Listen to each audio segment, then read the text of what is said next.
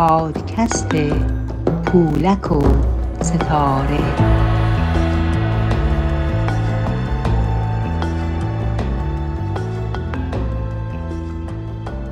درود بی پایان خدمت تمامی هموطنان و همزبانان عزیز که در اقصا نقاط جهان شنونده پادکست پولک و ستاره هستند. دانیل سلیمانی هستم و به همراه دوست و همکار عزیزم خانم فرح شیلاندری این پادکست رو تهیه، تنظیم و تقدیم شما می‌کنیم. طبق روال گذشته ادامه میدیم کتاب‌های 5 جلدی عدالتخانه و ویرانگرانش از آقای ایرج مصداقی. جلد اول نخستین دهه انقلاب، فصل اول سید محمد حسینی بهشتی، تلاش برای تضعیف و نابودی کانون وکلا و پیشگامان آن. بهشتی برای به کرسی نشاندن طرح‌های ارتجاعی خود و نابودی سیستم قضایی مدرن و مستقل در صدد تضعیف و نابودی کانون وکلا برآمد. او از همان اولین روزها می‌دید که این کانون محل تظلم خواهی مردم و مرکز حقوقی قوی در مقابل طرح‌های ارتجاعی اوست. در روز 17 اسفند 1357 زنان میهنمان در اعتراض به حجاب اجباری پس از راهپیمایی در خیابان‌های تهران به کانون وکلا رفتند و قطعنامه اعتراضیشان را آنجا خواندند. در اولین قدم به تحریک وی سید رضا زواره‌ای دادستان انقلاب اسلامی تهران را که از اعضای شورای مرکزی حزب جمهوری اسلامی بود و در سالهای بعد نیز جنایات زیادی را مرتکب شد در مقابل کانون وکلا قرار داد و مسئولان کانون وکلا و شریفترین حقوقدانان کشور از جمله آقای حسن نزیح و هدایت الله متین دفتری رئیس و نایب رئیس کانون وکلا هدف حملات کینه‌توزانه بهشتی و کانونهای قدرت قرار گرفتند. او برای پیشبرد طرح‌های ارتجاعیش خمینی را نیز توجیه کرده و از پتانسیل ارتجاعی وی استفاده می‌کرد. بهشتی از اولین روزهای پیروزی انقلاب آقای حسن نزیح را به عنوان یکی از قوی‌ترین مهره‌های دولت بازرگان و مهمترین دشمن قدرتگیری روحانیون در دستگاه قضایی می‌شناخت و به همین دلیل کینه او را به دل داشت و منتظر فرصت بود. از آنجایی که بهشتی در سر رویای ریاست جمهوری را می‌پروراند و نشریات نیوزویک و اشپیگل پیش از پیروزی انقلاب ضد سلطنتی آقای حسن نزیح را کاندیدای ریاست جمهوری و نخست وزیری معرفی کرده بودند، او را رقیب خود می‌دید و سعی در حذف وی داشت. مخالفت نزیح با افزودن صفت اسلامی به جمهوری و استفاده از احکام اسلامی در حکومت از همان ابتدای پیروزی انقلاب مشخص بود. او 10 روز پس از انقلاب 57 در مصاحبه‌ای با روزنامه کیهان اظهار داشت: تأسیس جمهوری ایران با تصویب مجلس مؤسسان صحیح است، نه ایجاد جمهوری اسلامی، با این توضیح که جمهوری اصولاً شامل حکومت مردم بر مردم است، نمیتواند اسلامی باشد و قواعد و معیارهای اسلامی مغایرت صریح با نظام حاکمیت مردم دارد. وی همچنین اظهار داشت که افزون بر این اسلام در کادر مقتضیات خاص حکومت از اعتبار و منزلت معنوی ساقط می‌گردد. بهشتی پس از ترور مرتضی مطهری در اردیبهشت 1358 عملاً اداره شورای انقلاب را بر عهده گرفته بود. سخنرانی آقای نزیح در خرداد 58 در کنگره وکلای دادگستری را بهانه حمله به او قرار داد. آقای نزیح در حالی که روی اعتقاد خودش به اسلام پافشاری نمود و به وعده‌های خمینی در پاریس اشاره کرد، به درستی گفت: اگر ما فکر کنیم تمام مسائل سیاسی، اقتصادی و قضایی را می‌توانیم در قالب اسلامی بسازیم، آیات اعظام هم می‌دانند این امر در شرایط حاضر نه مقدور است و نه ممکن و نه مفید. او در همین سخنرانی پس از بیان آمارهایی از شرایط اقتصادی کشور گفت: امروز همه می‌پرسند چه خواهد شد؟ به کجا می‌رویم؟ حضرت آیت الله پیروز می‌گفتند چرا سستی می‌بینم؟ چرا دیگر حرارت روزهای قبل را نمی‌بینم؟ جواب فوق‌العاده ساده است. مردم می‌بینند هر کسی صبح از خواب پا می‌شود، برای مملکت دستورالعمل صادر می‌کند.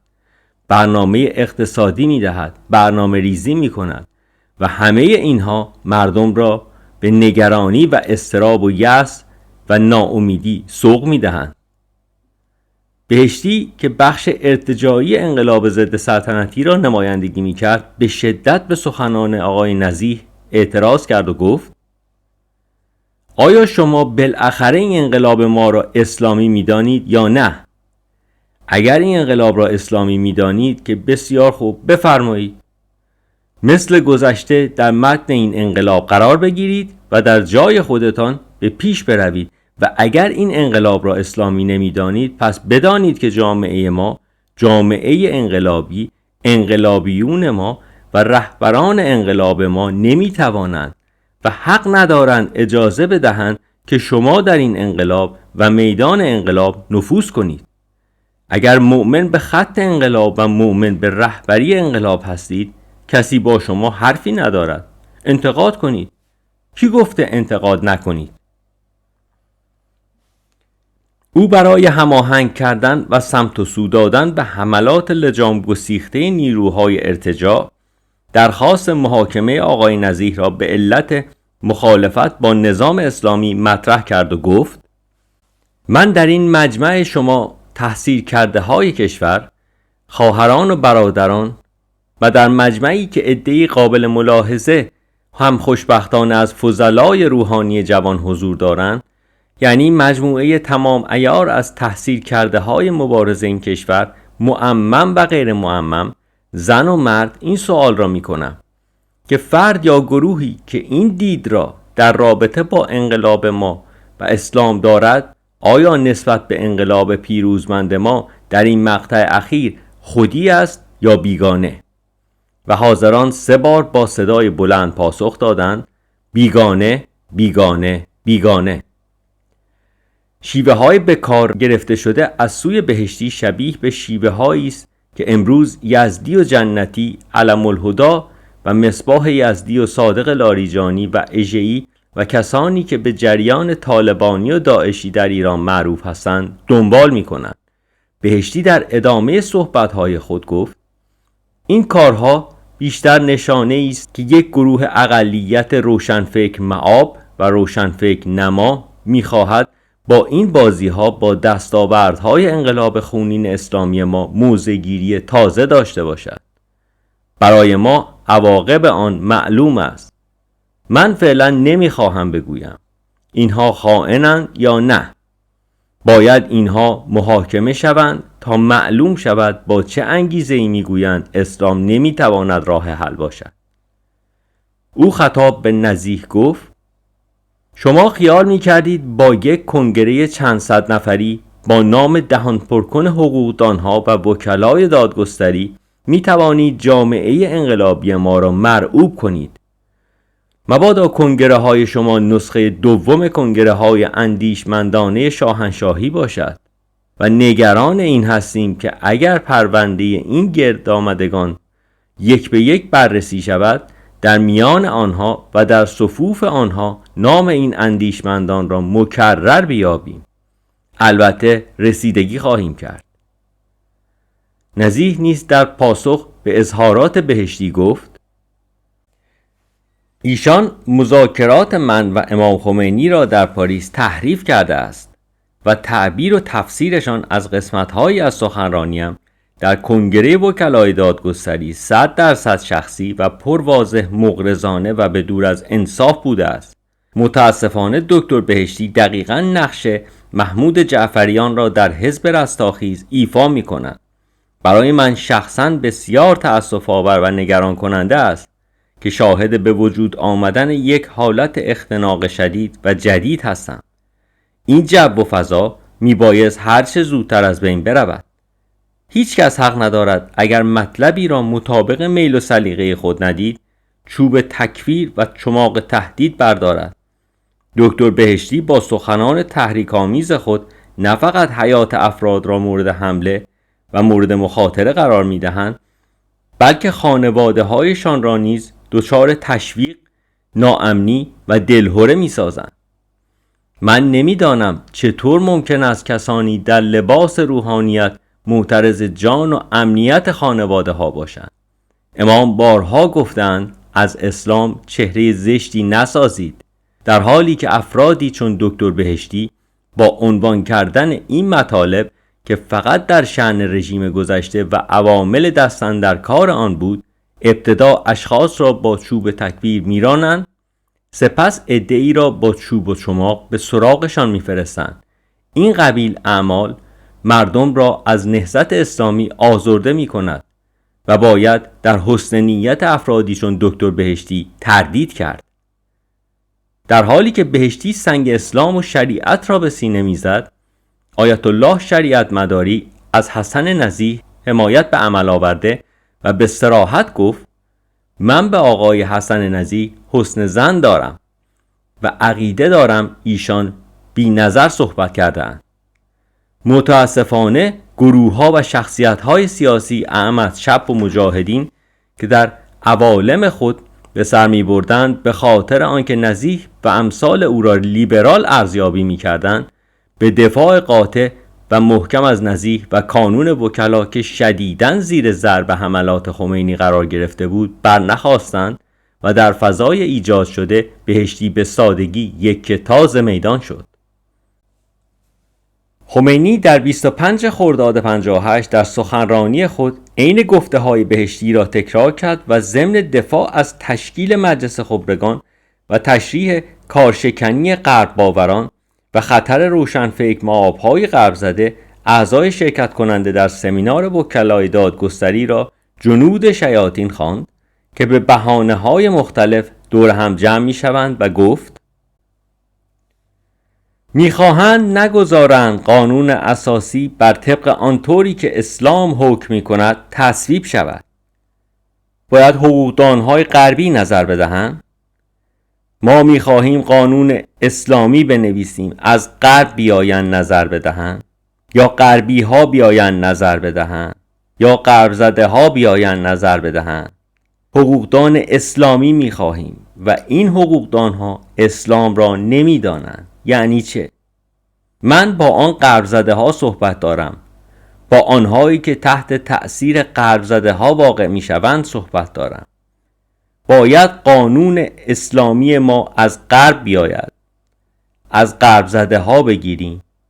باید دید کی صلاحیت دارد، چه حقوقدانی صلاحیت دارد که در قانون اساسی ما نظر بدهد. ما که می‌خواهیم جمهوری اسلامی تحقق پیدا کند و قانون اساسی جمهوری اسلامی می‌خواهیم تدوین کنیم، ما باید دنبال آنهایی باشیم که حقوقدان غربی هستند. اگر باشند روشنفکرانی که از اسلام بی اطلاع هستند و نمی‌دانند اسلام چیست، هر وقت ما خواستیم قانون اساسی جمهوری یا جمهوری دموکراتیک را تدوین کنیم، شما آقایانی که حقوقدان هستید، شما آقایان روشنفکر غربی صلاحیت دارید که نظر بدهید. لکن ما هر وقت خواستیم قانون اسلامی بنویسیم، خواستیم مسائل اسلام را مطرح کنیم، شما صلاحیت ندارید، شما از اسلام اطلاعی ندارید. شما اسلام را میگویید برای این زمان نیست، برای اینکه اسلام را نمیدانید، برای اینکه اعتقاد ندارید که آنکه قانون اسلام را آورده است خداست که محیط بر همه چیز هاست، بر همه اعصار است. قرآن است که کتاب همه اعصار است، دستورات رسول الله که برای همه اعصار است. شما اطلاعی نه از قرآن دارید و نه از سنت دارید و نه از اسلام، و ما به شما اجازه نمی دهیم که دخالت در معقولات کنید. بله، در بعضی مسائل اداری، در بعضی مسائل اجرایی شما هم حق نظر دارید، لکن عمده این است که شما نمی خواهید یک قانون اساسی اسلامی باشد. شماها از اسلام وحشت دارید، حق هم دارید، برای اینکه اسلام در استفاده های شما را بست. اسلام دوستان شما را از ایران بیرون کرد. اسلام جنایتکارها را که رفقای بعضی از شما بودند به درک فرستاد. شما وحشت دارید از اسلام و حق دارید وحشت داشته باشید، ولی ملت اسلام، ملت ایران نمیتواند تابع هوای نفس شما باشد. نمیتواند قرآن را کنار بگذارد و قانون اساسی غربی را قبول کند. به شما اجازه نمیدهد که در امری که بی اطلاع هستید و جاهل هستید دخالت کنید. شما اطلاعاتتان در حدود مسائل غربی است. قوانین غرب را میدانید. شما تاکنون قرآن را مطالعه نکرده اید. عرض می کنم که من به همه اقشار نمیگویم در بین اینها اشخاص اسلامی، اشخاص مطالعه دار هست. من آنها را میگویم که میگویند اسلام دیگر فایده ندارد. من آنها را میگویم که میگویند اسلام مال 14 قرن پیش است. این قشرهای دانشگاهی و دانشجو و وکلا و روشنفکرها حساب خودشان را از این چند نفری که عمال غربند و عمال محمد رضا جدا کنند. کانون وکلا که همش غرب زده نیست. کانون وکلا تویشان پیدا می شود. این غرب زده ها را کنار بگذارند. یکیشان رفت، باقی هم بروند. روشنفکرها هم روشنفکرهای اسلامی، روشنفکرهای وارداتی را کنار بزنند. غرب زده ها را کنار بگذارند. عدهشان خیلی هم زیاد نیست، اما فضولیشان زیاد است. عده زیاد نیست، ادعاشان زیاد است.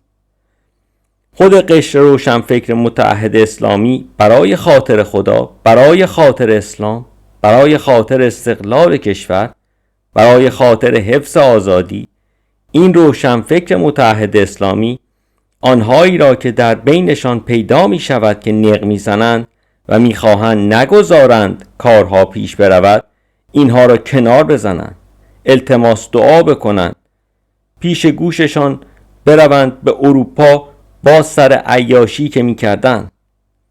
حالا آمدند آن کانون وکلا، آنهایی که بر ضد اسلامند کنار بگذارند. همه که نیستند. بعضی از وکلا بسیار مردم صحیح و سالمی هستند، بسیارشان، ولی آنهایی که فضولی می کنند آنها را کنار بگذارند، از کانون بیرون کنند. این سخنان خمینی در حالی ایراد شد که آقای حسن نزیح در سخنرانی خود در کنگره وکلای دادگستری به صراحت خواستار دیدار با خمینی برای رفع سوء تفاهمات شده بود. اما خمینی و بهشتی و روحانیت اسبشان را برای قبضه قدرت زین کرده بودند و گوششان به حرف کسی بدهکار نبود. آنها می دانستند برای حاکم کردن شریعت و ارتجاعی ترین قوانین اسلامی بایستی کانون وکلا را به عنوان یک سد محکم در هم بشکنند. آنها تشکیل کنگره سراسری وکلای دادگستری را خطری بالقوه می دیدند، به ویژه در قطعنامه کنگره روی موارد مهمی در ارتباط با پیشنویس قانون اساسی تأکید کرده بود که هم استقلال قضایی را تضمین می‌کرد و هم حقوق مردم را. گفتگوی مجله امید ایران با نزیح در اول مرداد 58 تحت عنوان کاندیدای بالقوه ریاست جمهوری مزید بر علت شد و بهشتی و اطرافیانش بیش از پیش متوجه خطر شدند. بهشتی در مهر ماه 58 طرح خود را از طریق شهاب الدین اشراقی، داماد خمینی که در نمایندگی وی در شرکت نفت را یدک می‌کشید، دنبال کرد. مفتح و شماری دیگر از روحانیون نیز هماهنگ با بهشتی که حمایت خمینی را پشت سر خود داشت، سخنرانی نزیح را زیر سوال بردند و علی قدوسی پس از جا افتادن در دادستانی کل انقلاب اسلامی در حالی که می‌کوشید وابستگان نظام پهلوی و همکاران کودتای 28 مرداد را از مجازات برهاند، حسن نزیح را به خاطر سخنانش در کنگره وکلای دادگستری و اهانتش به اسلام و احکام اسلامی و حیف و میل بیت المال به دادگاه فراخواند. عوامل بهشتی و قدوسی به همین بسنده نکردند و مدعی شدند هنگام تجسس در منزل نزیح به مجلات پورنوگرافی و همچنین آلت جنسی مصنوعی زیر تخت خواب او دست یافتند. او سپس برای ضربه زدن به کانون وکلا و پیشبرد طرح‌های ارتجاعیش به دنبال پرونده سازی علیه هدایت الله متین دفتری نایب رئیس کانون وکلا رفت. او و قدوسی سخنرانی متین دفتری در میتینگ مرداد 58 جبهه دموکراتیک ملی ایران در دفاع از آزادی‌های اجتماعی و حقوق زنان را بهانه قرار داد و از همان موقع متین دفتری مخفی شد. پس از حمله عناصر حزب الله به سخنرانی بنی صدر در 14 اسفند 59، دادگستری تهران به شکل وقیحانه‌ای مدعی عضویت متین دفتری در ساواک شد و ادعا کرد او شریک تجاری ارتشبد نصیری رئیس سازمان امنیت و اطلاعات رژیم شاه ساواک بوده است تا تجربه آقای حسن نزی تکرار شود و او مجبور به ترک کشور گردد.